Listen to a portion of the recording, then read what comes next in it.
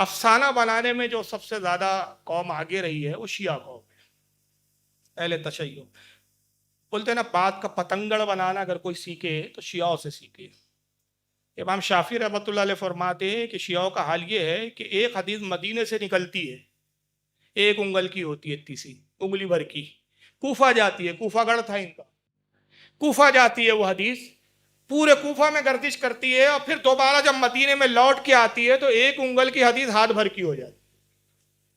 یہ امام شافعی فرماتے اس قوم کے بارے میں کہ گڑھنے میں، جھوٹ لن پھن کرنے میں، بات کا پتنگڑ بنانے میں، پورے اسلام میں مسلمانوں میں جتنے فرقے ہیں، جتنے ہوئے، یہ قوم سب کو شرمندہ کر۔ انہوں نے کہا صاحب وہ کاڑا نہیں تھا، ملا باقر مجلسی ان کا مولوی ہے، اس کی کتاب حیات القلوب پڑھ لیجئے، آپ حق الیقین پڑھ لیجئے، وہ شیخ مفید کی پڑھ لیجئے، علی ارشاد، یہ سب شیعوں کے بڑے بڑے علامت الدہر ہیں۔ اب وہ آگے کربلا کے حالات میں ان کے بھی آئیں گا اور آپ شاید پہلی بار ان کو سنیں گے۔ کچھ سامعین میرے وہ ہے جو 2-3 سال سے سن رہے تو ان ناموں سے واقف ہو گئے ہو، لیکن اب کچھ نئے سامعین زیادہ ہے یہاں۔ تو یہ سب بڑے بڑے ان کے علامت الدہر جو ہے شیعوں نے بات کا پتنگڑ بنایا، کہا وہ کاڑا نہیں تھا، وہ رسول اللہ کو زہر دیا گیا۔ اب پورے سنیوں مطلب شیعوں نے اتفاق کر لیا حضور کو زہر دیا گیا تھا، اور زہر دینے والی عائشہ تھی، حفصہ تھی، اور 2-4 بیویوں کے نام چن کے رکھے انہوں نے جن سے ان کو بڑی الرجی۔ ان سب نے مل کر زبردستی حضور، کیونکہ پھر لاتے کوٹ کیا کرتے تھے، بخاری کے اندر موجود ہے، حضور پینا نہیں چاہ رہے تھے، زبردستی دیے، تو امام بخاری چونکہ سنی تھے، انہوں نے کنچی ماری اور وہ زہر کو انہوں نے دوا بنا دیا، لدود نام کی دوا بول دیا، اور دوا کے بعد وہ حدیث میں پھر انہوں نے کاٹ چھاٹ کر دی، اور کاٹ چھاٹ کر کے بس یہاں تک لایا کہ حضور نے اس کو قے کر دیا۔ لیکن حقیقت یہ ہے کہ چند گھٹ تو حضور کے حلق میں چلے گئے تھے۔ زہر اتنا خطرناک تھا، اتنا خطرناک تھا کہ وہ چند گھوٹوں نے ہی زہر نے کام کر دیا، اور نتیجہ یہ ہوا کہ اس زہر کے سبب سے رسول اللہ کا وصال ہو گیا۔ حالانکہ اس روایت کا پوسٹ مارٹم کرنے کے لیے وقت چاہیے، بس 2-4 باتیں۔ معاذ اللہ اگر ازواج محترات نے زہر دیا تھا رسول اللہ کو، تو علی، عباس اور دیگر جو تھے اصحاب اور دیگر جو بنو ہاشم کے لوگ تھے، یہ سب کیا کر رہے تھے؟ اور پھر شیعوں کو 1400 سال کے بعد پتہ چل گیا کہ حضور کو تو زہر دیا گیا تھا، یہ اہل بیت کو اسی وقت پتہ نہیں تھا، اور جب ان کو پتہ تھا تو انہوں نے بھی قصاص میں ان لوگوں کو سزا کیوں نہیں دی جنہوں نے معاذ اللہ نبی کو زہر دیا؟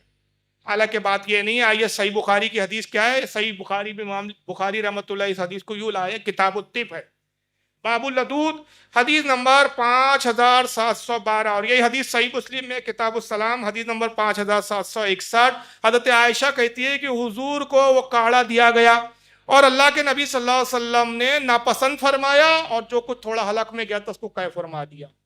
پھر جب سرکار کو افاقہ ہوا تو حضور نے ناراضگی کا اظہار کیا، فرمایا کہ وہ کاڑا تم نے مجھے کیوں پلایا؟ تو کہا کہ یا رسول اللہ ہم نے یہ گمان کیا کہ مریض انکار کرتا ہے تو شاید اسی بنیاد پر آپ انکار فرما رہے ہیں۔ آپ نے فرمایا کہ اب اس کا کفارہ یہ ہے کہ جتنے لوگ یہاں موجود تھے جنہوں نے کاڑا پلایا اور جو خاموش تھے، گویا ان کی رضا تھی، سب کو یہ کاڑا پلایا، سوائے میرے چچا عباس کو چھوڑ کر کے۔ عباس اس میں شامل نہیں تھے، اس میں حضرت علی بھی تھے، ان کو بھی کاڑا پلایا گیا۔ حضرت ام المومنین عائشہ صدیقہ فرماتی ہے کہ جب حضور نے حکم دیا سختی کے ساتھ تو ہر ازواج کو کاڑا پلایا گیا، جو بیمار نہیں تھے سب کو پلایا گیا، اور سب نے پھر وہ ناپسندگی کے ساتھ وہ کاڑا پیا۔ تو اگر زہر تھا تو یہ باقی سب کیسے بچ گئے؟ تو رافضیوں نے کیا کیا، بعد کی حدیثوں کے حصے کو کھا گئے، وہ وہاں تک کا جہاں تک ان کا مطلب تھا لے لیا۔ اس کے بعد آقا فرماتے ہیں کہ عائشہ اپنے باپ ابو بکر سے کہو کہ وہ امامت کرے، نماز کی امامت فرمائے۔ جیسی یہ سنا اصحاب نے تو اصحابوں نے چیخیں مارنے شروع کر دی، یعنی ان کو اب ایک طرح سے یقین ہو چکا تھا کہ حضور صحت یاب نہیں ہوں گے، اسی وجہ سے آپ اپنی ہی زندگی میں امام منتخب فرما دیں۔ اگر یہ امید ہوتی کہ سرکار صلی اللہ علیہ وسلم کو صحت ہوں گی تو یقیناً آپ کسی کو اپنی جگہ امام مقرر نہیں کرتے۔ آپ نے فرمایا کہ ابو بکر کو میری جگہ پر امامت کا حکم دو۔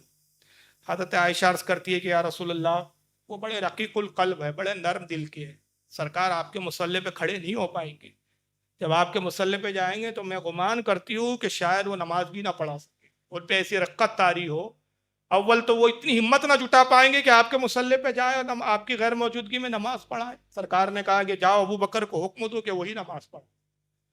حضرت عائشہ پھر وہی عرض کرتی ہے 3 بار ایسا ہوا، تیسری بار آقا بڑے جلال میں فرماتے کہ تم یوسف والی عورتوں کی طرح، تم یوسف والی عورتوں کی طرح ہو۔ کیا مطلب یوسف والی عورتوں کا؟ حدیث میں سنا ہوگا آپ نے، حضرت یوسف علیہ السلام کے زمانے کی جو عورتیں تھیں ان کا ایک 2 پالیسی تھی۔ کیا تھی؟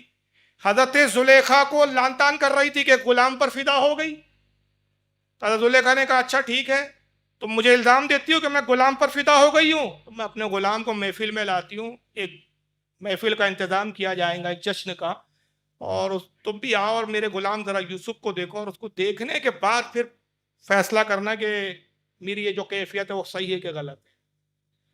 تو وہ جو مصر کی عورتیں تھیں انہوں نے کیا کیا، دل میں تو یہ تھا کہ یوسف کو دیکھے، وہ بھی چاہتی تھی کہ بھائی زلیخا جیسی وزیر کی بیوی جس کا شوہر وزیر اعظم ہو مصر کا، وہ ایک غلام کے پیچھے اتنی بھاگ رہی ہے، اتنی دیوانی ہو گئی، آخر یوسف میں ہے کیا ایسی بات، دیکھنا چاہیے ایسے غلام کو۔ تو یہ تو ان کی بھی تمنا تھی، لیکن زبان پہ ظاہری طور پر وہ کیا کہہ رہی تھی، زبانی ظاہری طور پر یہ کہہ رہی تھی کہ زلیخا ہمیں غلام دیکھنے کی کیا عادت ہے، ہم کیوں ایک غلام کو دیکھیں، کیا ہمارے شوہر کوئی بشکل ہے کہ جو ہم اپنے شوہروں کو چھوڑ کر ایک غلام کو دیکھیں اور تیرے طرح دیوانے ہو جائے۔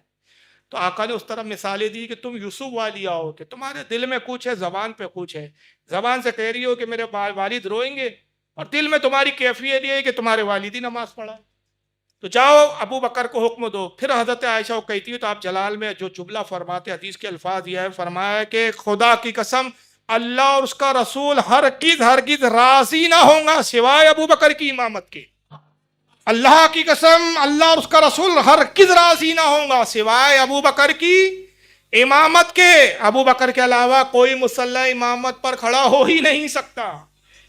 گویا حضور نے بتا دیا کہ میرے بعد جو پہلا خلیفہ ہے، جو میرا پہلا نائب ہے، وہ ابو بکر صدیق ہے۔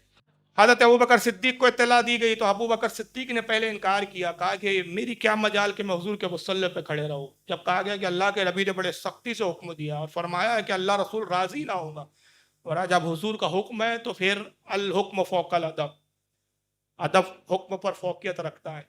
چنانچہ آج ظہر کی نماز کا وقت آئی اور حضرت ابو بکر صدیق مصلی امامت پر آتے ہیں، اقامت ہوئی، اور جیسے آپ نے تکبیر پہلی کہی تو رونے لگے، دھاڑے مار کے رونے لگے اور سنبھلنا مشکل ہو پہلی رکعت پہ، کسی طرح اپنے آپ کو سنبھالا اور قرات کرنے لگے۔ پہلی رکعت مکمل ہوئی، دوسری رکعت مکمل ہوئی اور آپ قاعدے میں بیٹھے، اور جب اٹھے تو جب آپ ابو بکر صدیق کی تکبیروں کی آواز حجرے میں جاتی تھی، حضور کا حجرہ مسجد کے بالکل بازو میں، تو آپ نے حضرت عباس کو آواز دی اور علی کو آواز دی، کہا کہ علی مجھے سہارا دو، میں چاہتا ہوں کہ میں جماعت سے نماز، مجھے سہارے سے مسجد تک لے چلو۔ حضرت عباس حضرت علی سہارا دے کے لاتے ہیں، صفوں کے درمیان میں، اس صفوں میں لایا جو پہلی صف تھی۔ جب وہاں پہنچے تو صحابہ اکرام نے کھانسنا شروع کر دیا، گویا اشارہ کر رہے تھے کہ رسول اللہ تشریف لا رہے ہیں، یعنی ابو بکر پیچھے ہٹ جاؤ، مصلی امامت چھوڑ دو، رسول اللہ آ رہے۔ حضور پہلی صف میں آئے اور بیچ میں آپ داخل ہو کر جگہ کو کشادہ کرتے، لوگ دھیرے دھیرے ہٹنے لگتے ہیں، اور لوگوں نے گمان کیا کہ حضور مصلی پر آئیں گے، سرکار مصلی پر نہیں آئے۔ جب لوگوں نے کھانسنا شروع کیا تو کچھ ایک لمحہ تو ابو بکر کے سمجھ بھی نہیں آیا، تو بعض صحابہ دیکھے کہ کھانسنے سے نہیں سمجھ پا رہے، تو بعض صحابہ نے جوش کے اندر، جوش فطرت میں تالی بجانا شروع۔ جب زور سے تالی بجانے لگے تو ابو بکر کے سمجھ میں آیا کہ شاید سرکار آ گئے، تو آپ نے کنارے سے ایسا ہلکا سا دیکھا، حضور نظر آئے تو مصلی امامت سے ابو بکر پیچھے ہٹنے لگے۔ اللہ کے نبی صلی اللہ علیہ وسلم نے ابو بکر کے کاندھے پہ ہاتھ رکھا، کہا ابو بکر نماز پڑھاتے۔ سرکار نے ابو بکر کی اقتدا میں 2 رکعتیں بعد کی پڑھی، کھڑے ہو کے پھر 2 مکمل کی۔ حضور کی جماعت با جماعت یہ آخری نماز تھی جو ابو بکر صدیق کی اقتدا میں پڑھی تھی۔ اس کے بعد پھر کوئی با جماعت آپ کو نماز پڑھنے کی نوبت نہیں آئی۔ جب سلام پھر ابو بکر صدیق نے، اور حضور بھی اپنی 2 رکعت مکمل کر کے فارغ ہوتے تو آپ ایک جملہ کہتے ہیں کہ ابو بکر کیا وجہ ہے کہ تم مصلی چھوڑ رہے تھے جبکہ اللہ رسول نے تمہیں مصلی پہ کھڑا کیا تھا؟ ابو بکر صدیق کے الفاظ کیا ہے سنیے، بڑا عقیدے کی بات بتا رہا ہوں، عقیدہ اہل سنت کیا ہے۔ بڑے فتنے چل رہے ہیں، بڑا فتنوں کا دور ہے یار، یہ کن کن فتنوں پہ بولے آدمی حیران ہو جاتا ہے۔ ابو بکر پھر میں نے تمہارے کاندھے پر ہاتھ رکھا کہ تم مصلی امامت پہ کھڑے رہو، لیکن تب بھی میں دیکھا کہ تم پیچھے ہٹنے کی کوشش کر رہے تھے، آخر کیا بات تھی کہ تم پیچھے ہٹ رہے تھے؟ ابو بکر صدیق کہتے یا رسول اللہ، ابو قحافہ کے بیٹے کی مجال نہیں کہ رسول کے ہوتے ہوئے حضور سے آگے بڑھ جائیں۔ ابو بکر، ابو قحافہ آپ کے والد کا نام ہے، وہاں اپنے والد کے نام سے اپنا ذکر کیا، ابو قحافہ کے بیٹے کی مجال نہیں کہ نبی کی موجودگی میں نبی سے آگے بڑھ جائے۔ یہ ابو بکر صدیق کا عقیدہ ہے کہ نبی سے میں آگے نہیں بڑھ سکتا، اور یہ 4 دن کے چلہ کرنے والے نبی کے برابر ہماری طرح ہے۔ اب یہ تو ابو بکر نے اپنا عقیدہ بتا دیا، آئیے حضور کا کیا عقیدہ تھا وہ بھی سن لیجیے۔ اب میں حدیث پڑھ رہا ہوں، عن ابی درداء رضی اللہ تعالی، ابو درداء رضی اللہ تعالیٰ عنہ کہتے قال رآنی رسول اللہ صلی اللہ علیہ وسلم امشی امام ابا بکر فقال، حضرت ابو درداء کہتے کہ ایک مرتبہ ابو بکر صدیق کے ساتھ ہم جا رہے تھے، اور میں ابو بکر صدیق سے آگے آگے چل رہا تھا۔ جوان تھے ابو درداء رضی اللہ تعالیٰ عنہ، تو جوانی کے جوش میں تھوڑا سا جوش کے انداز میں آگے آگے چل رہے تھے، ابو بکر پیچھے تھے، یہ آگے تھے، ابو بکر کے ساتھ کچھ اصحاب تھے۔ فقال، اللہ کے نبی نے جب دیکھا ان کو تو فرمایا یا ابا درداء، اے ابو درداء، اتمشی امام من ہوا خیر من کا فی الدنیا والآخرہ، کہا کہ اے ابو درداء تم اس شخص سے آگے چل رہے ہو، اس شخص سے آگے بڑھ رہے ہو کہ جس کا حال یہ ہے کہ روز قیامت اور دنیا اور آخرت میں اس سے بہتر کوئی شخص آج تک ہوا ہی نہیں ہے۔ دنیا اور آخرت میں اس سے بہتر کوئی شخص دنیا میں ہی نہیں، جملہ سنیں، پھر دنیا والآخرہ، دنیا اور آخرت میں اس سے بہتر کوئی شخص ہوا ہی نہیں، تم اس سے آگے چل رہے ہو۔ ما طلعت الشمس ولا غربت على احد بعد النبیین والمرسلین افضل من ابا بکر، کہ اللہ کی قسم نہ سورج طلوع ہوا نہ غروب ہوا انبیاء اور مرسلین کے بعد کسی ایسے شخص پر جو ابو بکر سے افضل ہو۔ ایسے شخص پر نہ سورج طلوع ہوا نہ غروب ہوا جو ابو بکر صدیق سے افضل ہو۔ جب ابو بکر صدیق ایسا افضل ہے تمہارے درمیان میں کہ اس جیسا کوئی شخص نہیں، جو آخرت میں بھی افضل ہے، دنیا میں افضل ہے، اور تم اس سے آگے آگے چل رہے۔ تو حضور نے ایک عقیدہ دیا، ابو بکر نے ایک عقیدہ دیا۔ اب 2 عقیدے اہل سنت کے پاس آئے۔ ابو بکر کا عقیدہ کہ میری مجال نہیں کہ میں رسول سے آگے بڑھ جاؤں، اور رسول نے عقیدہ دیا کسی کی مجال نہیں کہ ابو بکر سے آگے بڑھ جائے۔ اچھا، مخاطب صحابہ ہے، آپ اور ہم تو ہے ہی نہیں یہاں۔ جب صحابہ سے کہا جا رہا ہے تم ابو بکر سے آگے نہیں بڑھ سکتے، تو اب آج یہ بیٹھے نہیں، ایک کام کرتے، چوتھے والے کو پہلے پہ لا لیتے، پہلے والے کو کہاں رکھ رہے وہ پتہ ہی نہیں ہے ان کو، چوتھے کو پہلے پہ لانے کی بڑی فکر ہے، مگر پہلے والے کو کہاں رکھنا وہ آج تک کوئی بتا ہی نہیں رہا کہ بھائی چلو ٹھیک ہے علی کا پہلا نمبر ہم مانتے، تو ابو بکر کا کون سا نمبر دینے کا ارادہ ہے آپ کا؟ تو یہ آپ کے نمبر دینے سے کچھ نہیں ہوگا، یہ تو اللہ رسول نے پہلے سے فیصلہ کر دیا۔ اور یہ حدیث کتنے لوگوں نے لکھا؟ یہ حدیث کے تو میں حوالے دوں گا، آپ کو تھوڑا سا سننا پڑے گا۔ اس کو امام احمد ابن حنبل رضی اللہ تعالیٰ نے نقل کیا۔ امام احمد ابن حنبل سنی نہیں تھے بھائی، امام، اور صحیح سند کے ساتھ، یہاں کتابیں ساری ٹیبل پہ موجود ہیں، جتنے میں حوالے دے رہا ہوں تقریباً کتابیں ہیں۔ فضائل الصحابہ ان کی کتاب ہے، امام احمد بن حنبل کی، صفحہ 188 حدیث نمبر 135۔ امام ابن ابی عاصم نے اس کو لکھا کتاب السنہ حدیث نمبر 1224۔ امام ابن حبان نے اس کو لکھا کتاب الثقات حدیث نمبر 94۔ امام طبرانی نے المعجم الاوسط میں لکھا حدیث نمبر 7306۔ امام ابو النعیم نے حلیۃ الاولیاء میں لکھا حدیث نمبر 4315۔ امام دہلمی نے مسند الفردوس میں لکھا حدیث نمبر 8401۔ امام ابن عساکر نے تاریخ دمشق میں لکھا حدیث نمبر 6309۔ امام ابن جوزی نے علل المتناہیہ حدیث نمبر 298۔ امام حیثمی نے مجموع الزوائد میں لکھا حدیث نمبر 14314۔ امام جلال الدین سیوطی نے الجامع الکبیر میں لکھا حدیث نمبر 473۔ امام ابن حجر المکی الحیثمی شافعی نے صواعق المورقہ صفحہ نمبر 206۔ امام شاہ عبدالعزیز محدث دہلوی نے تفسیر عزیزی میں لکھا جلد نمبر 4 صفحہ نمبر 404 پارہ نمبر 30 کی تفسیر میں۔ کل 12 حوالہ میں نے رسول اللہ صلی اللہ علیہ وسلم کی نسبت سے۔